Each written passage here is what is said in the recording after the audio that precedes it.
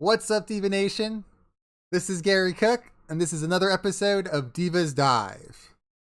Before we get going, be sure to pound that like button and smash that subscribe button down below to follow us for all the news, opinions, and rumors happening in the world of women's wrestling.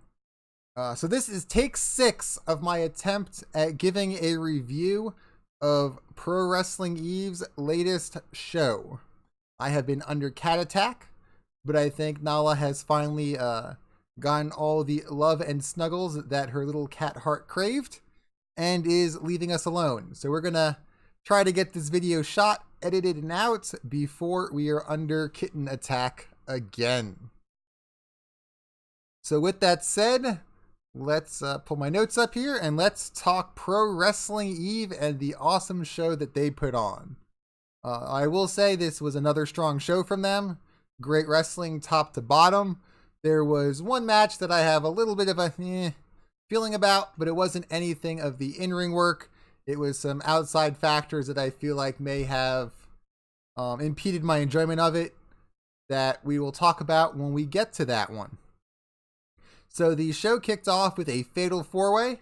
It was between Giselle Shaw, Roxy, Charlie Evans, and Laura Di Matteo. Yeah, Matteo. I'm sorry, I'm sure I butchered that name. I butcher names left and right at times. I'm trying, but names and me don't always get along. The crowd was in its usual form. Charlie Evans was the subject of their hates, while Laura Di Matteo was beloved by all and clearly the fan favorite. That seems to be a trend that carries over even when Charlie Evans is across the pond. The US fans seem to instinctively just know to boo her as well. So it's good to see that some things are a universal language, and everybody's displeasure at Charlie Evans and her heel work is one of them. This was Giselle Shaw's first show for Pro Wrestling Eve. It was also my first experience with her, so I was excited. I'm always interested to be introduced to new talents and get to check them out. She had a few pretty cool spots that were sprinkled throughout the match. A few little slip-ups here and there, but that's to come when you're running a very high-risk, high-energy style like she seems to wrestle. She had a pretty cool springboard arm drag off of the second rope that she did early on. She hit a huge Spanish fly at one point that looked like she might have gotten the win had Roxy not broken the pin up. And she also hit a really cool corkscrew off the top onto all three of the other women who were on the outside, laying all of them out. Plus, I'd say a good chunk of the first row got taken out in that move too. They definitely were her padding when she launched herself off there. There is also another really cool spot in the match where Charlie Evans was in the ring and all three women kind of worked together to put her in like a giant chain submission hold. Shaw had a single-legged crab locked in. Laura had her in like some kind of ankle lock, it looked like, and Roxy had an armbar of sorts on her, and they were all stretching Charlie, who was selling it really well, who looked like she was suffering greatly, and it was quite amusing to see. As I said, that Spanish fly almost gave Giselle Shaw the win, but the match ended up coming to a close when Laura Di Matteo, oi, I can't get through that name. It's killing me. I'm sorry, I'm just a Southern boy. Well, a New York boy that lives in the South now. I'm blaming the South on that one. She did a Russian leg sweep DDT kind of move, it looked like, onto Charlie Evans, which led to the pinfall. Charlie and Laura were by far the most polished in the ring, and they were very much the workhorses in the match. They seemed to be trading off with the other two girls, doing a brunt of the work, and the brunt of keeping the match moving along. They were definitely kind of the ring veterans, it felt like, in this match with how they were being used. The match did not descend into chaos. Well, it did descend into chaos, but not bad chaos. A lot of times, fatal four-ways can just become a giant cluster of just everybody brawling around until something happens, or you get stuck in a spot where there's only two people in the ring and you're just kind of watching people kind of swap spots in and out of the ring the entire time. It almost feels more like a tornado tag match than an actual fatal 4-way. But they did a good job at pacing, keeping a lot of spots with everybody involved, and then smaller spots to highlight certain moves. That it kept a really good pace to it. Roxy continues to be impressive. This was her third match, I want to say, that I've seen her in.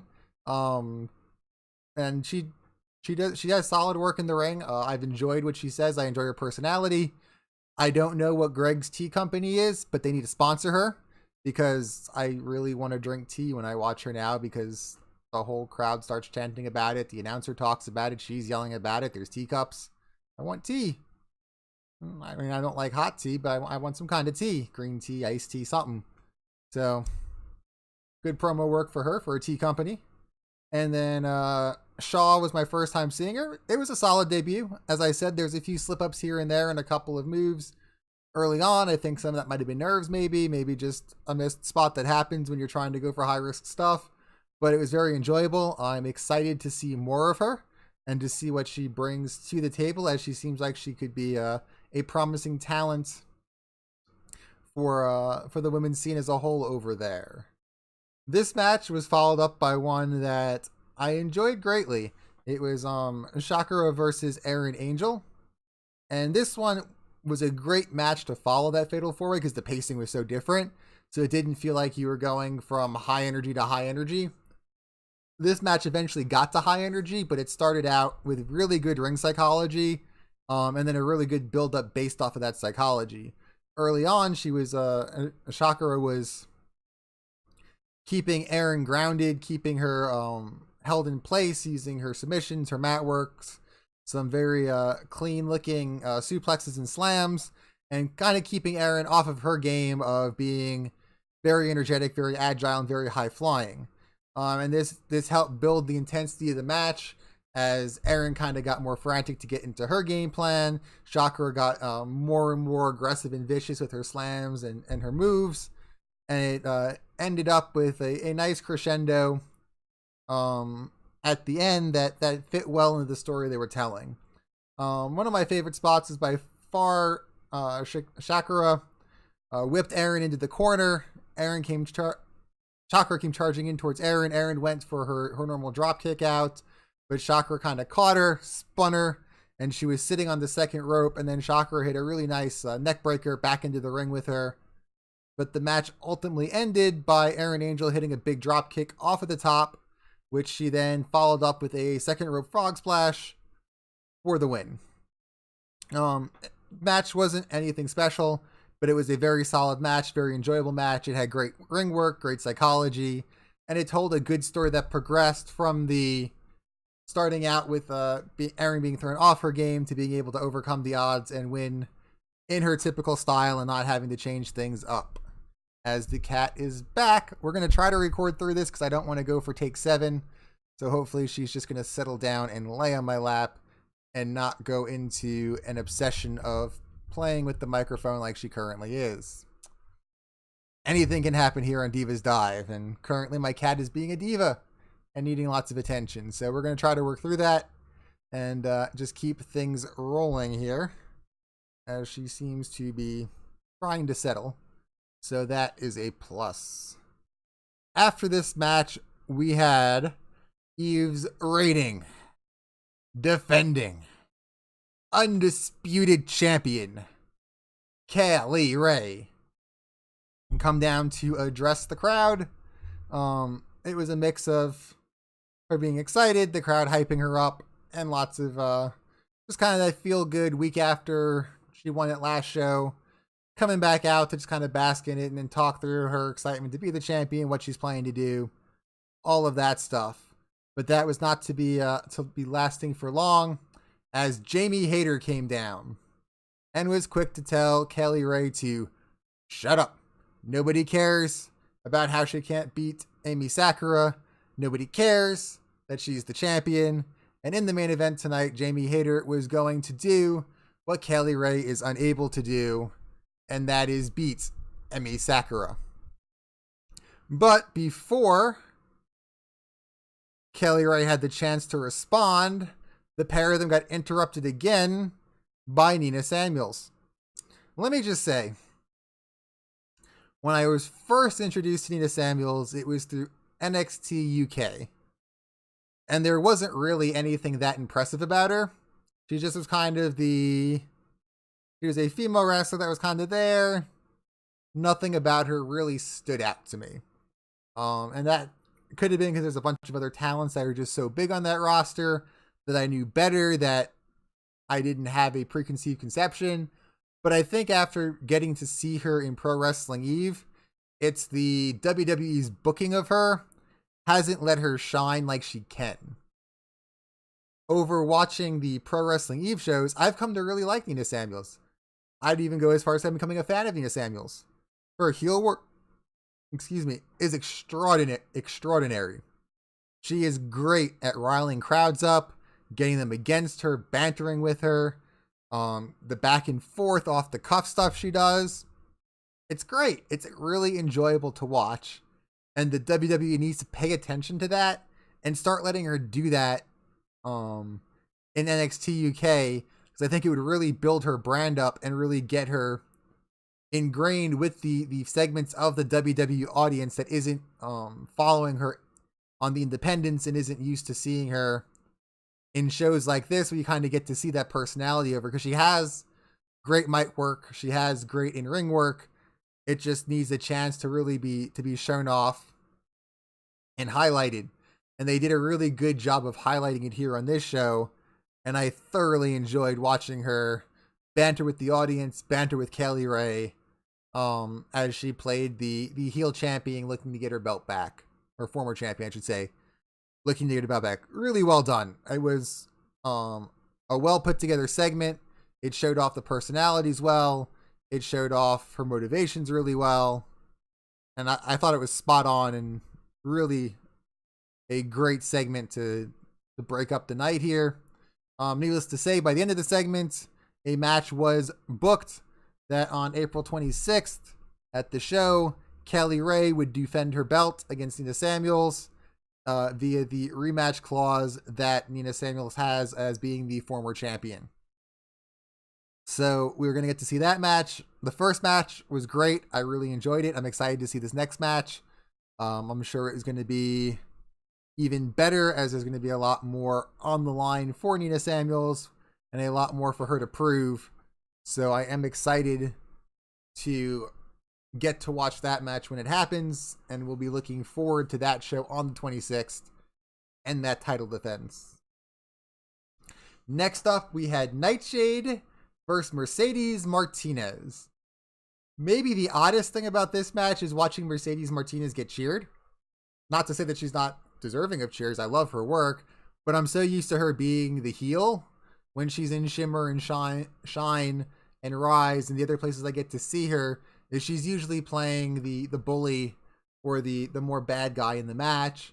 So it took a bit to adjust to somebody else being the heel of the match versus her, because she does great heel work. So I'm so used to that side of her that it was interesting seeing her as the fan favorite in the match. But needless to say, once I kind of got past the shock of that, this was a great match, as I wouldn't expect anything less from a Mercedes Martinez match, because she can bring out the best in pretty much anybody, I feel like. We saw some big moves from Nightshade, who was definitely selling the size and monster type persona she has. She hit a huge clothesline early on that I'm pretty sure took Mercedes' head off for at least a few seconds there before they reattached it. It sent her reeling. Mercedes hits a suplex with a bridging pin that was just really impressive at how fluidly she got Nightshade up and over without having much struggle, given the size difference, just showing her power there. It was also cool to see the typical brutal strikes that Mercedes gives out being returned by Nightshade throughout this match. There was also a really big powerbomb from Mercedes that looked really cool, that was followed up by one of her triple suplex roll through combos, ending in a brain buster. That was a really awesome sequence that the two of them put together. But the biggest point for me in this match was I really noticed how great the commentary in Eve is. As the play-by-play commentator enhanced this match so much. He covered the injury that Mercedes got back at Shimmer 112, where she bruised her ribs and had to get carted out of the ring, and how that was only a couple of weeks, I think it was a week out from, probably about a week, 2 weeks out from when this show was taped and done for Eve, and how he was talking about how the ribs are still bruised and they're still sore, and how it was amazing to see Mercedes powering through and hitting some of these moves in that condition, and also how Nightshade was targeting and working those over, and how that was adding extra strain on Mercedes to get through this match. Even going as far to point out how Mercedes, being the wily veteran, isn't taped up to give Nightshade a clear target of where she needs to be aiming her strikes and things like that. Just little things like that really enhance a match. And I guess I've gotten so used to the awful commentating I get week in and week out from WWE that I forgot just how much having a great commentator can really add to the match. It really took a match that was good and made it that much better and took it up to that next level by telling the story behind the story being told in the ring. Because they were telling their story between the two of them, but it was meaning more because the commentator was filling in things that she went, oh yeah, that's right, that did happen, and those are bruised, and that makes the power bomb, the suplexes, and the bridging pins all that more impressive, because all that stuff puts that pressure on that midsection of Mercedes, and she's doing all these moves so fluidly that it's like, wow, yeah, she is really powering through something that hurts. I mean, I've never bruised my ribs that badly, but I've done soccer and other sports where I've pulled muscles and things in that section, and it was awful. I hated it. And I can't imagine powering through and doing what she did. And it was really a top-notch addition to this match was the commentary, and I was a big fan of that.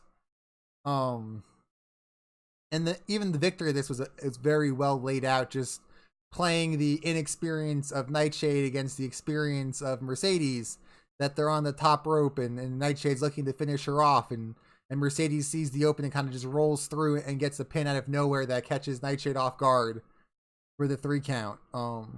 Really well done. Very enjoyable match. If you haven't seen it yet, go over, rent the VOD, sign up for the streaming service. It's definitely worth watching these matches. It was a great show. And this is just this match, besides just the great wrestlings, is definitely worth the watch just for the commentary alone. In that one match was just perfect. It was a stroke of genius. I loved it. It added so much to the match that I was tweeting about it while I was watching, because it was just that it made it that much better to me that I couldn't help but get more excited by the commentary. And I thought that was a really cool thing, because it's been a long time since that's happened for me. Yeah, sorry, throat's getting dry there. So this next match was kind of the low point on the card for me, and it has nothing to do with the women in the ring, but the setup for the match. So we were introduced to a video package that walked us through kind of the history of Rebel Kenny, what she's overcome, her journey to Eve, her training, her work ethic, her work of working through other promotions, and what she went through to get to this match for her debut at Eve. And it was really done nicely, really done well. It spotlighted and highlighted her really well, and it really kind of showed her off to be somebody that they're definitely planning to push and feel like they can do something with in the future. And I definitely am curious to see where that goes and what they do with her, because they did build up this anticipation to see where she's going to go. But then when it led into the match, she was supposed to be facing off against Chardonnay, and then Mercedes Blaze comes down and cuts a promo talking about how Rebel Kenny isn't worth Chardonnay's time, that she's a nobody, that Chardonnay doesn't come out for people like her, that Mercedes is down here to take care of it, and that she's in the mood to bust face, yada yada yada, really just running Rebel down for being a nobody that's never done anything, so she's not worthy of a match with Chardonnay. So there's no point in that happening. And just reads her the riot act, basically. But the problem was with the promo they just cut, and then, well, the vignette, I should say, they just cut, and then the promo that Mercedes Blaze just cut, it really telegraphed the Rebel Kinney win, which is what ends up happening is she does win her debut match here. And I felt like that really took a lot away from the match, just because I already knew it was happening. Had they just cut the vignette and then had a match where they either said, hey, Chardonnay can't make it tonight. I don't know if that was because, I don't know if this was a promo to make up for a booking issue that something happened last minute. But had they just gone from that vignette into a match, I think it would have enhanced the match a lot more, because there wouldn't have been a preconceived notion of who was going to win. But based on the promo that Mercedes Blaze cut and how contradictory it was to the high praise of the vignette, it turned into typical wrestling booking of, well, clearly Rebel Kinney is the face here, and she is going to get put in this unsurmountable odds, and she's going to go ahead and eke this one out and get the victory in her debut. So I felt like that kind of lowered my expectations of the match, because I was already expecting her to win. So the comeback wasn't as exciting. The finish wasn't as exciting, just because I felt they'd already built those story blocks up to anticipate a Rebel Kenny win kind of thing. So that's just I mean, you might feel differently if you watch it and see. I'd love to hear your guys' opinion on it. But that was just the vibe I had going into this, is it was really obvious that she was winning based off of just the setup of the story to me. But the match itself was very solid. The wrestling was great. I highly enjoyed the match. It didn't quite get the it didn't get my excitement level up like the other ones did tonight, because I already kind of had the winner figured out, and nothing in the match really made me feel a swerve or anything was about to happen. We saw some cool stuff from Mercedes, luring Rebel into some places and taking advantage of that wanting to prove herself mentality that Rebel had coming into the match, that led to her getting the ropes pulled out and her getting face planted on the apron of the ring. I will say this is my first time seeing either woman, so I was kind of just enjoying the getting to know them, because I didn't know what to expect from either one of them in the match. So didn't really know about the styles I'd be seeing in the match, which also might have made it a bit harder for me to get excited, because I was paying a lot of attention of just learning about how they work in the ring to better understand them for future matches. But Mercedes was very fluid, very clean. Everything she put together in the ring you could tell that she had great in-ring work. Everything was connected, and there's a fluidity to it. Rebel had a much more powerhouse Haas type fighting style, big hits, lots of slams, using her size to run through the smaller Mercedes Blaze, and definitely using that to her advantage. The spine buster that Rebel Kenny hit on Mercedes Blaze was a beautiful spine buster, lots of high elevation, and just slammed her down hard. I thought the match was ending there, but she did manage to get a kick out to keep it going on a bit longer. Then she hit like a spinning side slam kind of thing almost, to finish off Mercedes Blaze. That was it looked cool. I don't know what to call it. I'm not fully sure what it was. It's kind of like a sidewalk slam, but not quite a tilt-a-roll one. It's more of a spin than a tilt. But it looked really cool. It was a really cool finish to the match. It was a good debut match, very solid. Definitely set her up as a force to be reckoned with, showing that she was strong, that she could plow through, fight back, was not going to be intimidated by the bullying of Mercedes Blaze. So it was a solid match between the ropes. I just felt the story didn't quite connect like some of the other stories being told, just because of the foreshadowing that happened before it. But that's just my personal opinion. Still a great match, but was the low point of the card for me. of a match that had so many high points on it. The match that followed this up was Session Moth versus Su Yung. This was, how to describe it? This was character work 101 in wrestling, done perfectly. Session Moth, great character, great work as a character in the ring, where her character fuels her wrestling. Su Yung, very much the same way, as she is great in the ring, but her character very much drives her matches in her in-ring style and how she does stuff. So we started off with Session Moth having nightmares about having to face Su Yung, then finding out that her nightmares are going to come into reality, and this was terrifying her. If you're familiar with Session Moth, normally her entrance is a giant party. There's drinking, there's dancing, there's grinding, there's bumping, there's just everything. But she came down holding her 2 beers. She was terrified. You could see the look of terror on her face. The crowd was trying to hype her up, but she was not good. She was like, nope, this is a bad idea. I'm on the wrong side of town against the wrong woman. And she sold it perfectly for the monster that Su Yung is, and how much fear and trepidation was in just her having to deal with Su Yung. Su Yung came down, her normal creepy fashion that will freak anybody out and give small children nightmares for years to come. There was a really cool spot where they both ended up on the outside of the ring, and Session Moth was kind of staying on the outside, kind of like, I want to get back in the ring here. And Su Yung locked in from the edge of the ring a triangle choke, and then kind of like slithered backwards into the ring. But she had the triangle choke locked in the entire time, and then dragged her up onto the ring apron and then threw the ropes into the ring. And it was a really cool spot.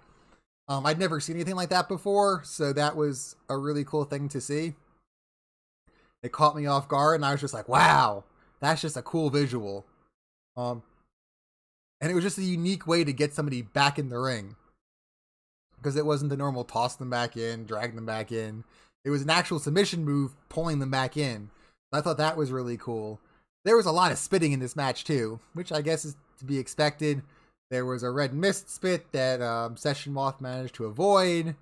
There were beer splits. Then there were more beer splits. I mean, there might be a couple other beer splits as Session Moth was trying to do her own misting of Su Yung. At one point, Su Yung gets that gnarly glove out that she does for the mandible claw. And instead of taking the mandible claw, Session Moth, like, bit the glove? Which, in and of itself, is pretty disgusting, as that glove is pretty nasty looking. How many mouths has that thing been in? Does she kind of just clamp down on her finger? And pretty sure Session Moth is going to be needed to get checked for a zombie plague or something, because it can't be healthy to have that thing in your mouth and then willingly bite it. Ugh. That's just nasty. There was another spot where Su Yung hit like a famouser while Session Moth was between the ropes and her head kind of bounced off the apron and back in. That was really cool. There's also a cool spot where Martina was up top, and that's where Su Yung locks the mandible claw type thing in and then kind of flips her over from the top rope onto the mat, which leads up to Su Yung getting the win. After the match, though, the character work continued in that Su Yung fetched her scarf, bound up the hands of Session Moth, and then dragged her away into the darkness and into the back. So it'll be interesting to see what comes of Session Moth now that she seems to be captured and under the sway of Su Yung. So this will be an interesting twist. I'm excited to see where they go with that, if they go anywhere with it, or if it's kind of just a one-off weird thing. But I have a feeling they're leading up to something else with it happening, either on like a YouTube vignette or at the next show they're doing. So I am curious and excited to see where that story goes, just because the character work of both of them is so great, and they're both so entrenched and invested in their characters, that I think that it's going to be something pretty cool they put together, since they both are so committed to those characters and playing them out when they're in the ring. Before the main event, Laura DiMattei comes back out and basically just calls out Jordynne Grace and goes, "Where you at, brah?" And then leaves the ring. I don't know where this came from. I'm gonna have to do a little research to figure that out myself. But I would love to see a match between the two of them. I think that would be a really awesome match. Their styles would mesh really well. And they're both so great technical ring workers, where you have Laura, who's very fast, very strike heavy at times, and Jordynne, who's just a hoss in that ring and just, but so agile at the same time. I think that would be a really good matchup that I'm kind of excited to see. I didn't know I wanted it, but now I want it. So Jordynne Grace, where you at, brah? Make it happen. I'm on board for that. I want to see it. That would be awesome, and I think the fans would love it. So after she left the ring, we had Jamie Hayter versus Emi Sakura. I feel like I say this all the time, but I love Jamie Hayter. She is an amazing heel. Her work is off the charts.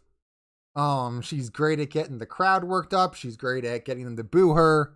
Great at getting people to hate her.